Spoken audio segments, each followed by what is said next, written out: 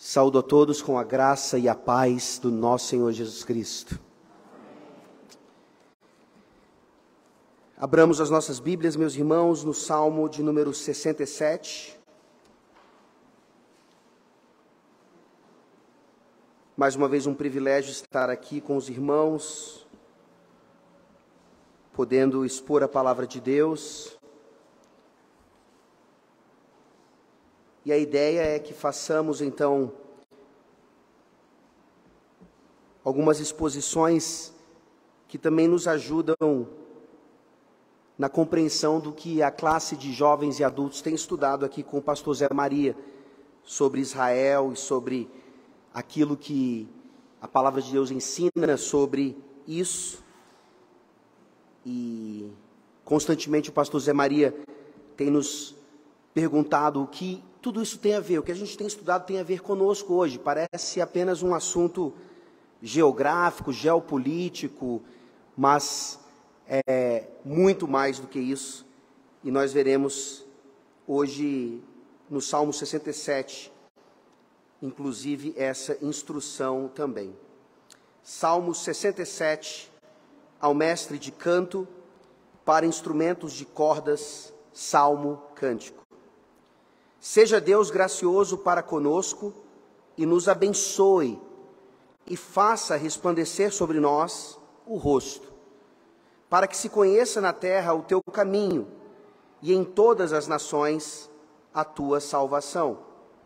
Louvem-te os povos, ó Deus, louvem-te os povos todos, alegrem-se e exultem as gentes, pois julgas os povos com equidade e guias na terra as nações.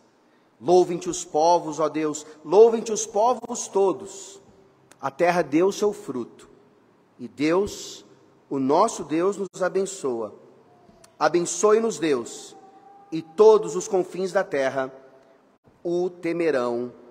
Amém. Vamos orar? Senhor Deus Todo-Poderoso, Deus das nações, nós acabamos de cantar que o teu amor pelos homens perdidos das maravilhas é sempre a maior. Que essa alegria da salvação dos perdidos seja uma grande motivação para vivermos as nossas vidas de acordo com o que aprenderemos hoje, mais uma vez, no Salmo 67. São lições preciosas que nos ajudam a entender não somente a tua vontade na tua palavra, mas principalmente a tua vontade para as nossas vidas, Senhor. Faz desta igreja uma igreja cuja alegria maior é a salvação dos perdidos. Em nome de Cristo Jesus, que veio para salvar os pecadores, que nós oramos. Amém. Alegrem-se os povos, a supremacia de Deus nas missões. Esse é um título de um livro do John Piper, e é um livro sobre missões. Mas esse livro, ele não veio sem alguma polêmica. Parece estranho, um livro sobre missões, o título claramente baseado aqui no Salmo 67, o versículo 4 diz: alegrem-se e exultem as gentes, os povos, as nações, as etnias.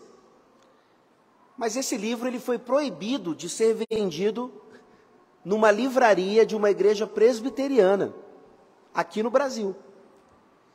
Naquele momento, a livraria era dirigida por um membro daquela igreja, e aquele membro, então, ficou enfurecido ao saber que esse livro poderia ser vendido ali, pois a tese do livro, pasmem, era de que missões são primordialmente para a glória de Deus.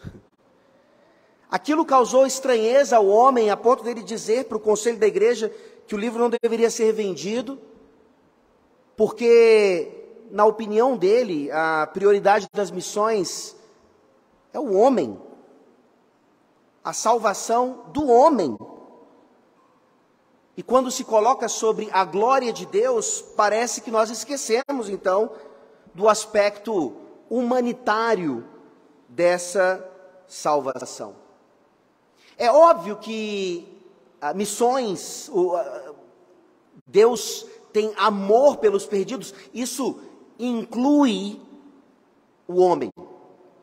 É o objeto do amor de Deus, os seus eleitos a serem salvos.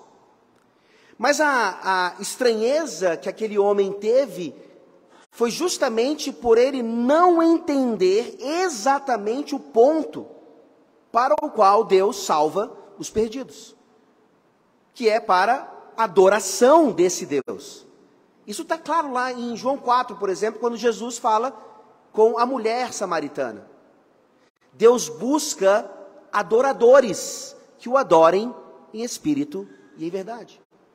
Deus está buscando, então, salvar aqueles que Ele mesmo escolheu para isso, com o propósito maravilhoso de adorá-lo.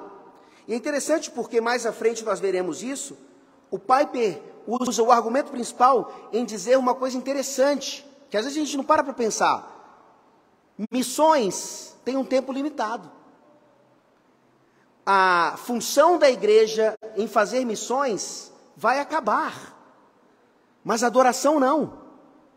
A adoração é eterna, e é por isso que nós não podemos perder tempo.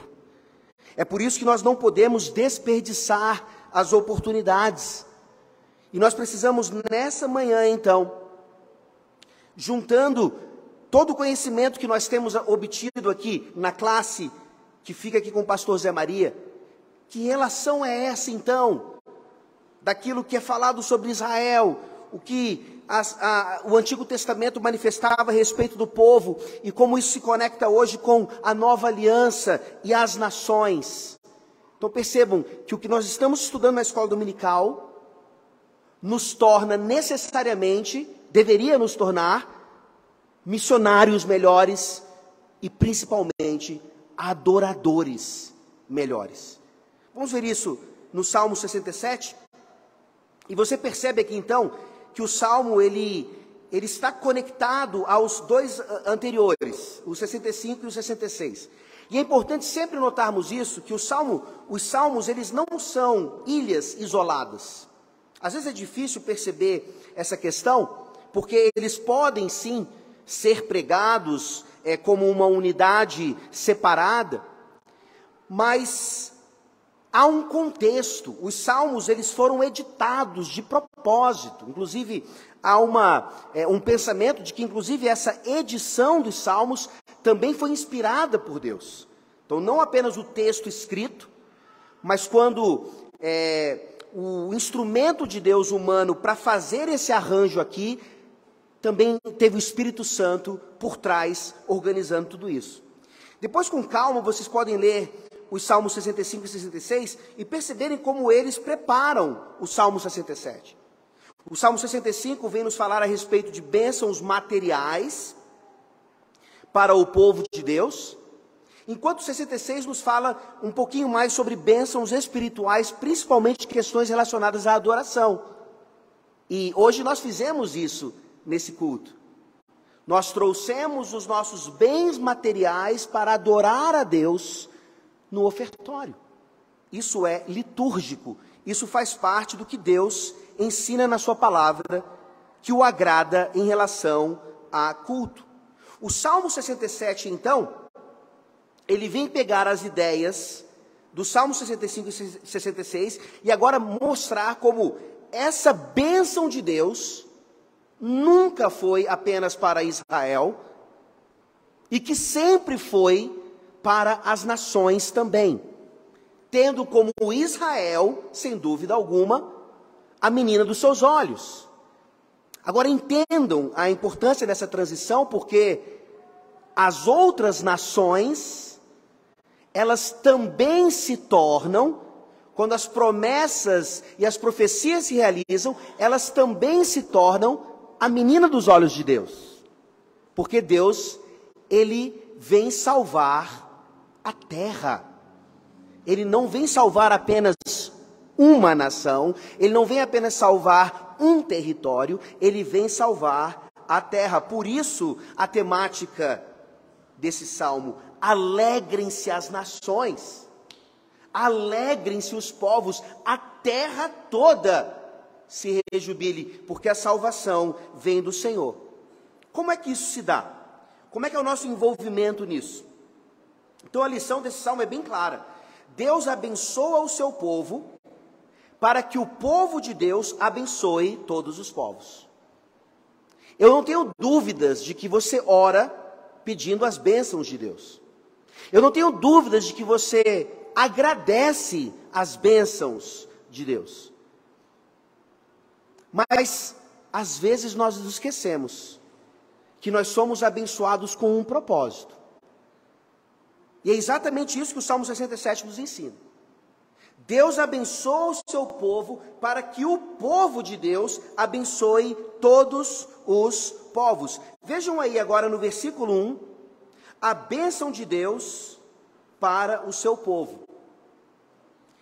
Na leitura do Salmo, eu não sei se vocês perceberam, claramente nós temos aqui a ideia de bênção, aparece o substantivo, o verbo, em vários momentos, mas principalmente nessa primeira parte, no versículo 1, nós temos aqui um eco da bênção aarônica, daquela bênção que nós temos lá em Números capítulo 6.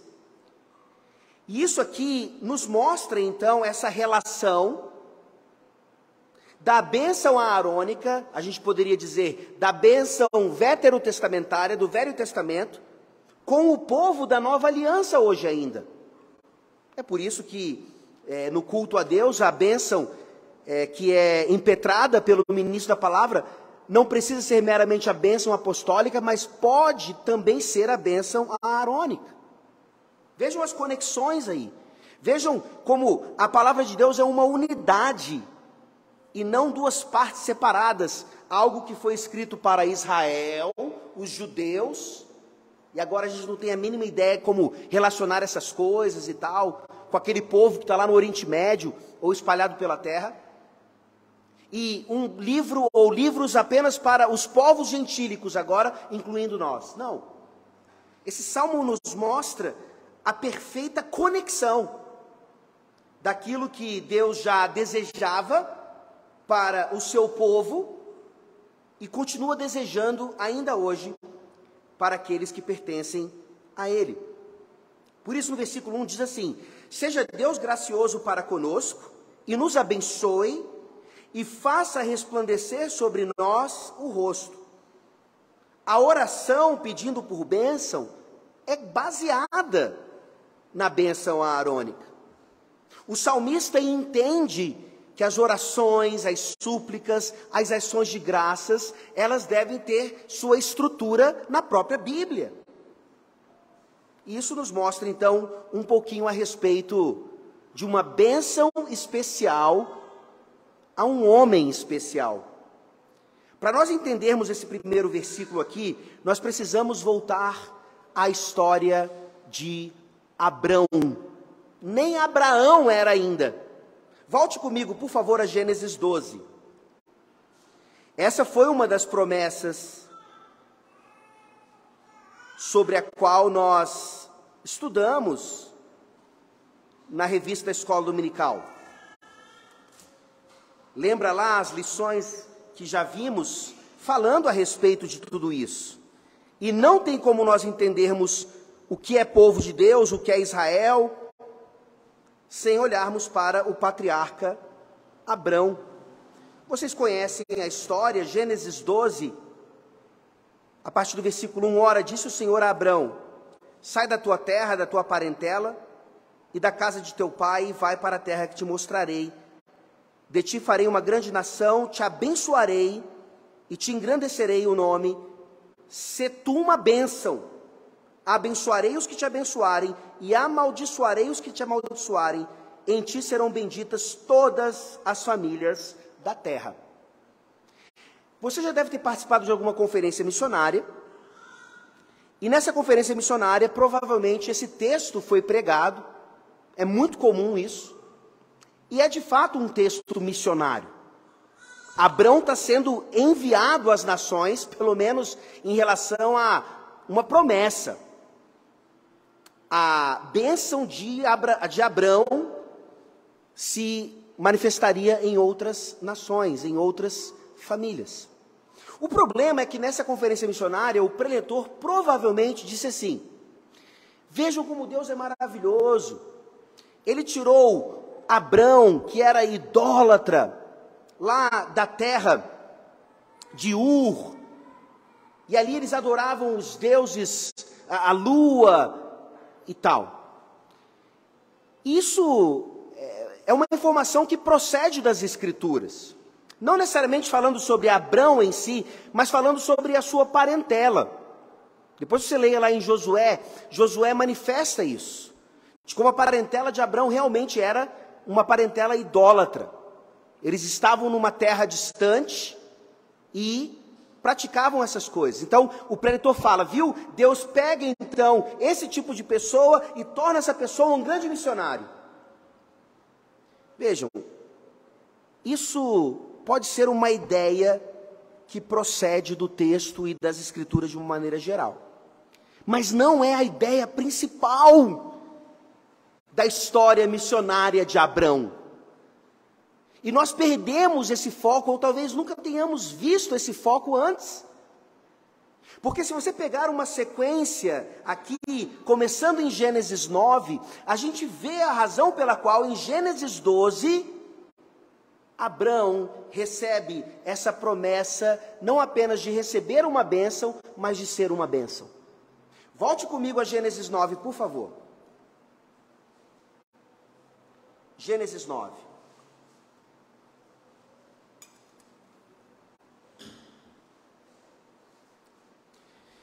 Vocês aqui vão se lembrar também da saída de Noé da arca. Noé adora a Deus, mas ele peca. Noé acaba se embriagando e Cã, ele também peca contra o pai. E nisso nós temos no final do capítulo 9 um pronunciamento de bênção e de maldição da parte de Noé. Vejam aí a partir do versículo 24, Gênesis 9, 24. Despertando Noé do seu vinho, soube o que lhe fizera o filho mais moço, e disse: maldito seja Canaã, seja servo dos servos a seus irmãos. E ajuntou: bendito seja o Senhor, Deus de Sem, e Canaã lhe seja servo. Engrandeça Deus a Jafé, e habite ele nas tendas de Sem, e Canaã lhe seja servo. Você olha e fala assim, ok, eu entendo, Cã falhou, a maldição acabou afetando a sua descendência. Sem e Jafé são abençoados porque eles agiram bem naquele momento. Parece que é só isso que o texto está nos mostrando. E não é. Aqui nós vemos então Deus estabelecendo que em Sem, ou a partir de Sem, os semitas viriam, Israel viria. Depois vocês leiam também com calma Gênesis 10 e essa genealogia. Não é uma lista inútil que está na sua Bíblia. É importantíssimo perceber tudo isso. A genealogia de Sem, a genealogia de Jafé e a genealogia de Cã e Canaã. E você tem então ali uma demonstração de que a genealogia de Jafé, ela habitaria nas tendas de Sem. Isso é uma linguagem maravilhosa. Porque os jafetitas, aqueles descendentes de Jafé, eles representariam as nações da terra. Os descendentes de Canaã representariam as outras nações também, mas enquanto inimigos de Deus. E os semitas seriam então aquele povo singular, separado por Deus, principalmente na antiga aliança, para representar esse relacionamento pactual de Deus e os homens. E quando você chega então em Gênesis 11, depois da genealogia, dar uma pausa em Gênesis 10, você tem a história da Torre de Babel. Parece estranho. Você está tendo uma genealogia de Jafé, uma genealogia de Cã, um pouquinho da de Sem, e aí tem uma interrupção. Tem a história da Torre de Babel, as nações são dispersas, as línguas são separadas ali. Agora veja comigo a partir de Gênesis 11, versículo 10. Por favor.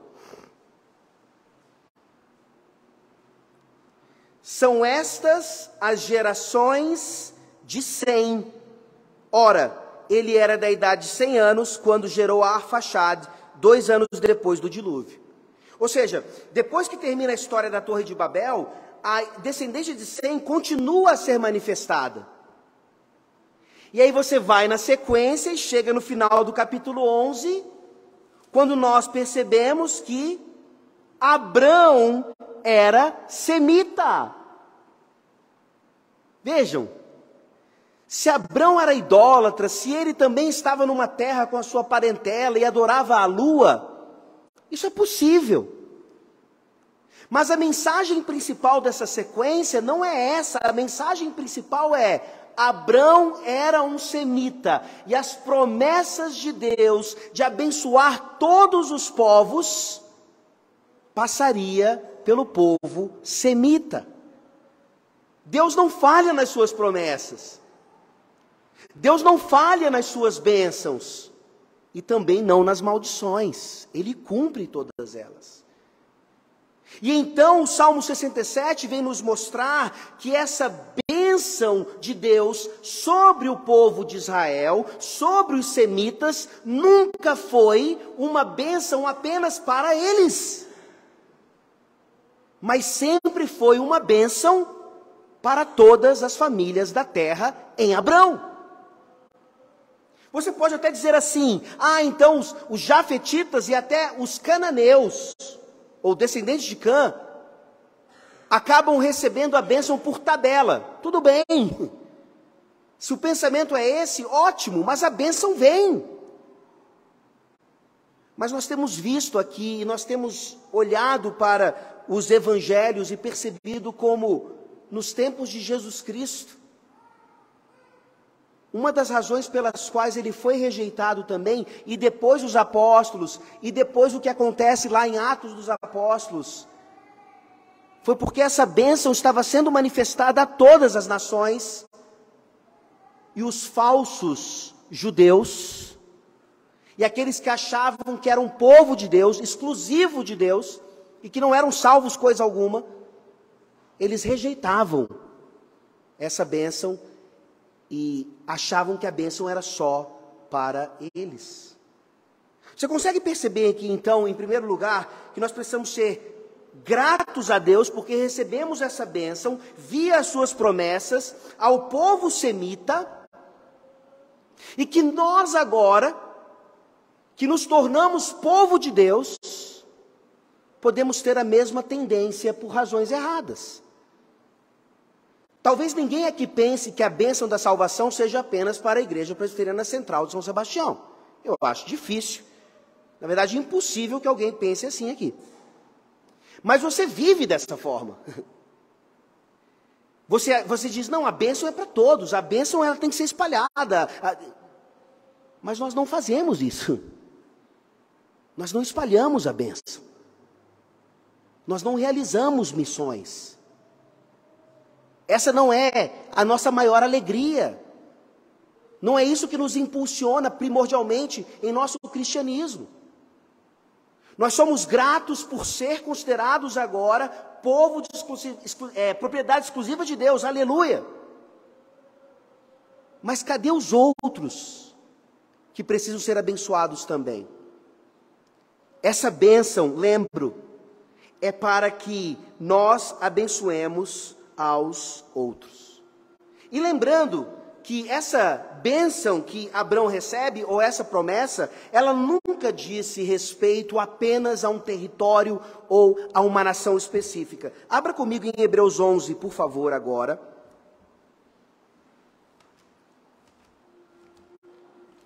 Hebreus 11,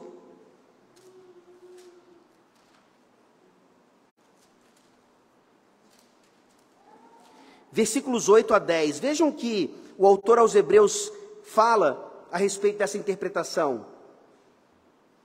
Abrão tinha essa noção, pela fé.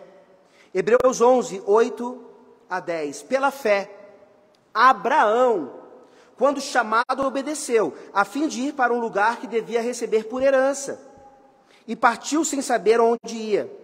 Pela fé peregrinou na terra da promessa, como em terra alheia, habitando em tendas com Isaque e Jacó, herdeiros com ele da mesma promessa, porque aguardava a cidade que tem fundamentos, da qual Deus é o arquiteto e edificador. A Bíblia está nos falando que, pela fé, Abraão já tinha essa noção. E muitas vezes nós, na nova aliança, não temos essa noção. Vejam, minha sogra, minha mãe e algumas outras pessoas vão fazer uma viagem agora para Israel. Pessoas ainda pensam que ali é Terra Santa. Não é. Talvez esse termo seja usado só para fazer um mercado ou coisa do tipo, um marketing. Mas teologicamente, muitas pessoas acabam chegando ali e ainda idolatrando aquele lugar. Ora, a viagem deve ser maravilhosa. Mas as pessoas que ali pisam não estão em um lugar sagrado. Porque, na verdade, como nós vimos aqui, Abraão aguardava algo superior, algo espiritual. Quando nós entendemos o Salmo 67, que nós somos abençoados para abençoar os outros povos, isso diz respeito à Nova Jerusalém, meus irmãos. Isso não diz respeito a algo meramente terreno. Mas, diferentemente do que outros pensam, isso envolve o terreno. Porque são novos céus e nova terra. Ou seja, a ideia de missões, como veremos já já no ponto 2, é para sim abençoar todas as nações, porque afinal de contas é essa terra aqui que continuará a ser habitada, no caso, apenas por aqueles que se curvaram diante do Rei dos Reis e Senhor dos Senhores, o Rei das Nações. É por isso, então, que nós somos abençoados e abençoamos. E como eu falei para vocês, esse primeiro versículo, ele é totalmente baseado na bênção aarônica. E eu queria que vocês fossem, então, agora para a bênção aarônica, em número 6. Percebam a riqueza de informações, de conhecimento que nós temos no primeiro versículo do Salmo 67.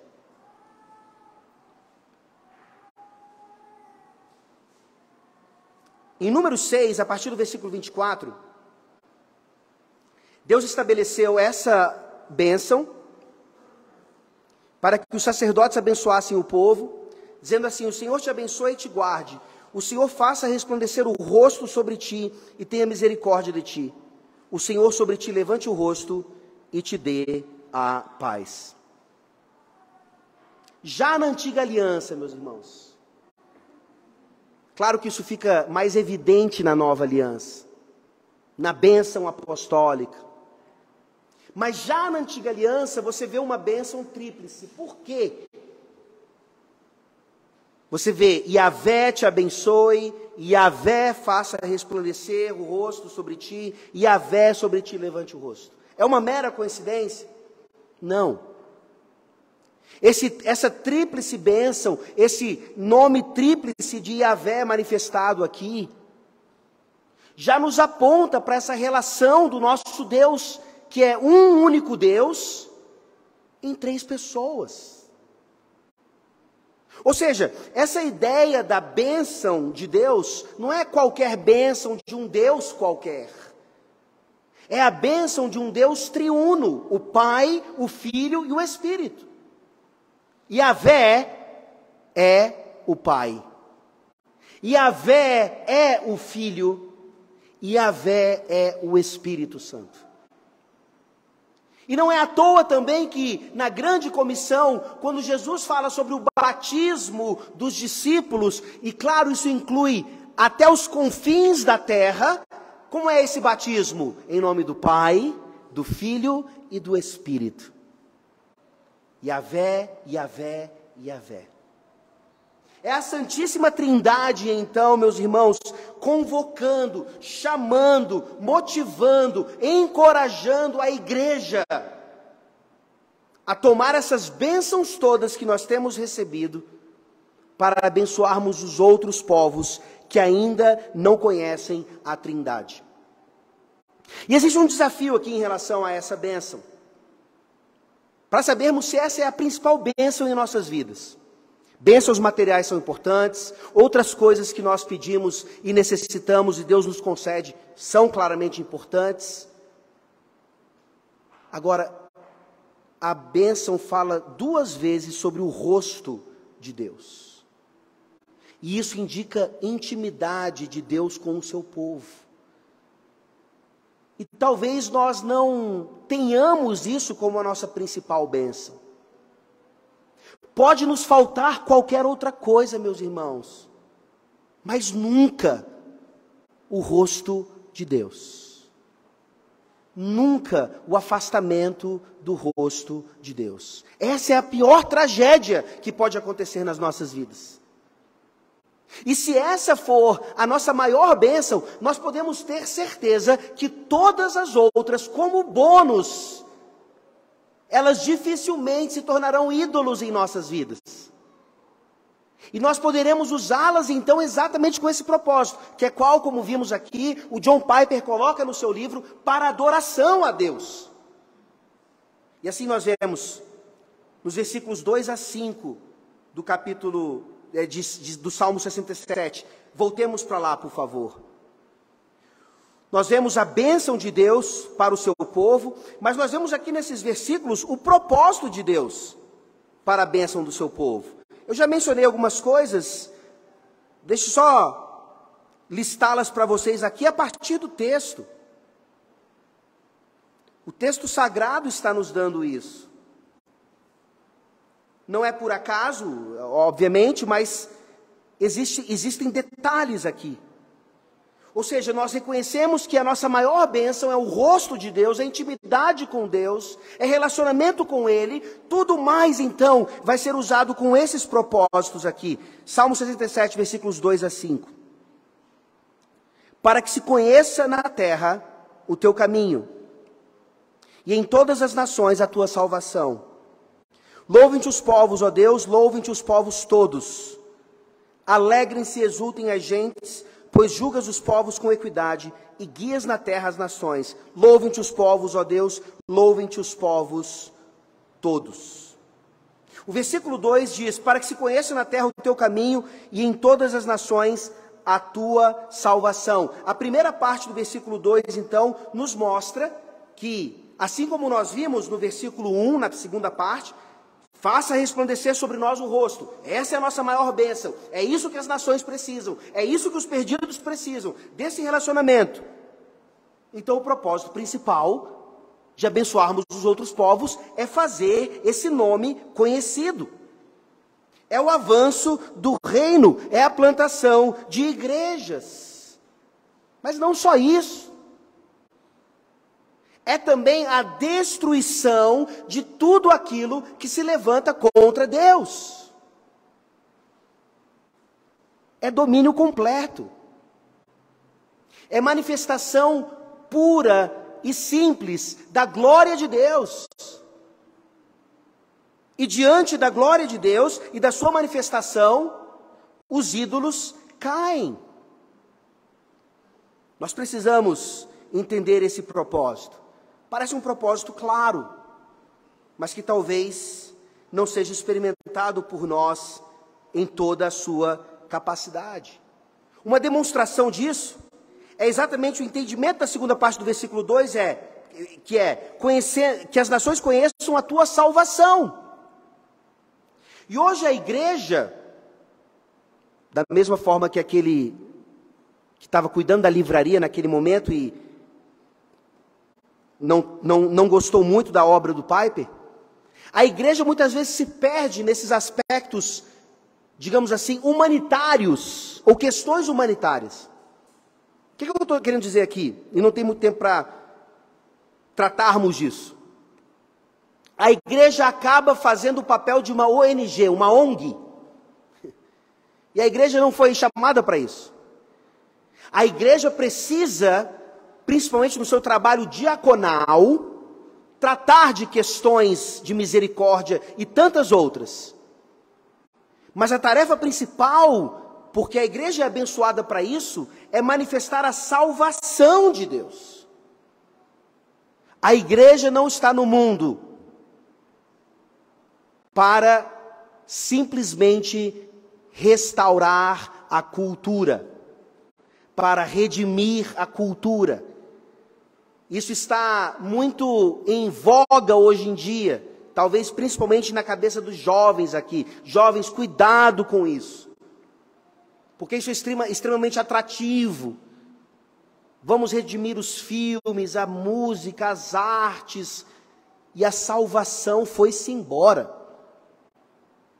Eu consigo ser um crítico de cinema, analisar e ver ali o evangelho naquele filme, mas eu não testemunho de Cristo para absolutamente ninguém, porque isso é confrontador demais. Ou eu acho que analisar um filme dessa forma pode trazer a salvação para alguém. Cuidado! Eu não estou dizendo que quando a salvação e o evangelho se manifestam no meio de uma cultura, que ela não é redimida, ela é. Mas nós estamos buscando o resultado de alguma coisa, sem manifestar aquilo que verdadeiramente precisa ser manifestado. E aí eu te digo,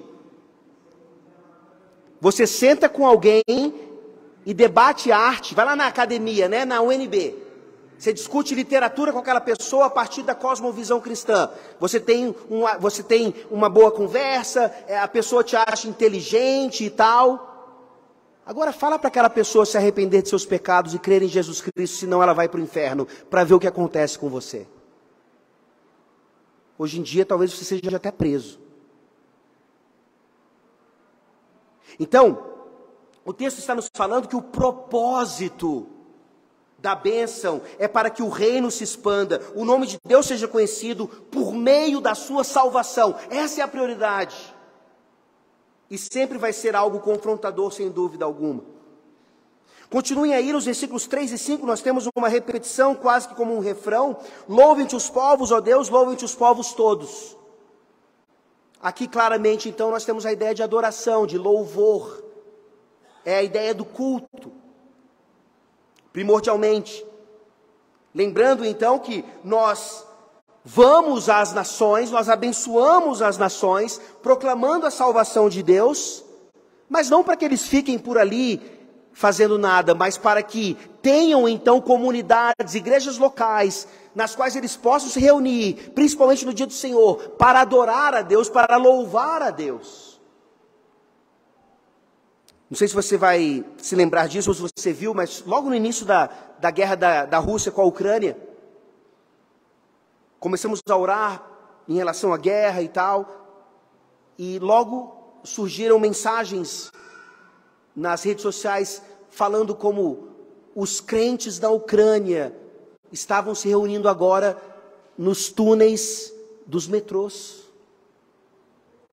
Tem crentes na Ucrânia, meus irmãos, e nós nem nos damos conta disso. Tem crentes em lugares que nós nem imaginamos, e isso se dá por quê? Porque algum outro crente abençoado entendeu a mensagem e foi. Talvez não da melhor maneira, não da melhor forma, podia ter ido de maneira diferente, mas foi. E ali anunciou o evangelho, e ali naquele lugar agora existe um grupo de crentes, abençoados por Deus, louvando a Deus. Você já imaginou louvar em ucraniano? É como eles estão fazendo. Assim como um dia chegaram aqui no Brasil, comemoramos recentemente, mais um ano de existência da IPB.